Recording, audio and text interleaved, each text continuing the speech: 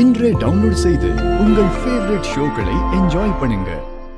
ஆதி கிட்ட இருந்து நீ ஏமாத்தி வாங்கின எல்லா சொத்துக்களையும் நான் உன்கிட்ட இருந்து வாங்குவேன்.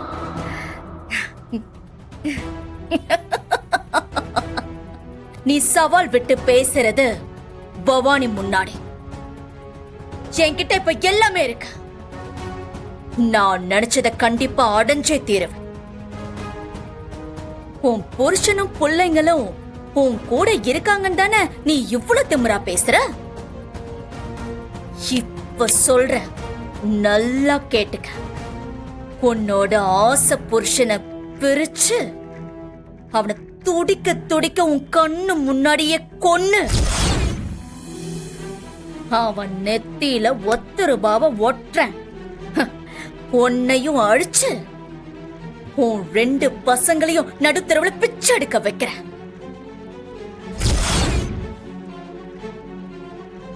அது நடக்குதா இல்லையான்னு மட்டும் பாரு. இதே சன்னதியில வச்சு நானும் உன்கிட்ட சவால் விடுறேன். நான் சொன்ன எல்லாத்தையும் நடத்தி காட்டுறேன். சவால். பவானி, உன் பின்னாடி சொத்து பணம் அதை தூக்கி போட்டா என்ன வேணாலும் செய்யலாங்கிற கெட்ட எண்ணம் புடிச்சவங்க இருக்கிறதுனால நீ இப்படி எல்லாம் பேசிட்டு இருக்க. ஆனா ஏன் பின்னாடி ஆதிங்கிற ஒரே ஒரு மனுஷன் இருக்கிறதுனால உன் முன்னாடி நின்னு கர்ஜிக்கிறேன். அத்தக்காரியும் மருமகாரியும் ஆட்டம் ஆடுறீங்க. உங்களை அழிச்சு காட்டுறேன்டி. உனக்கு ஜால்ரா தட்டுற உன் கூட இருக்கிற கெட்ட எண்ணம் பிடிச்சவங்களையும் அழிச்சு ஆதியோட சொத்து எல்லாத்தையும் வாங்கி காட்டுறேன். இந்த சிவன் சன்னதி முன்னாடி நின்னு நான் கங்கணம் கட்டுறேன்.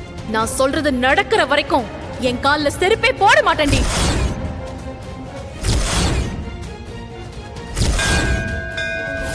தான் நினைச்சது நடக்கணும்னு கிரிவரம் வர்றவங்கலாம் செருப்பு போடாம திருவண்ணாமலைய சுத்தி வராங்க.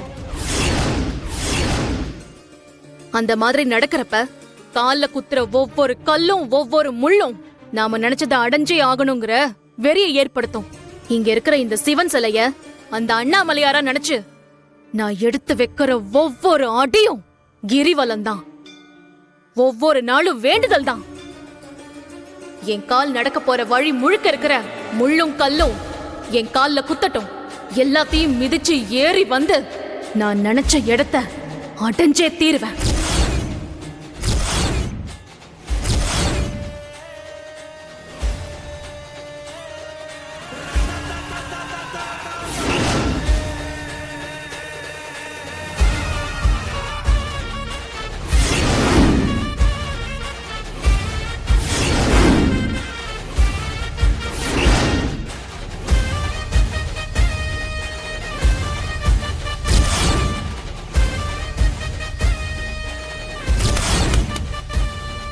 இன்னிலிருந்து நான் கங்கணம் கட்டிட்டேன்.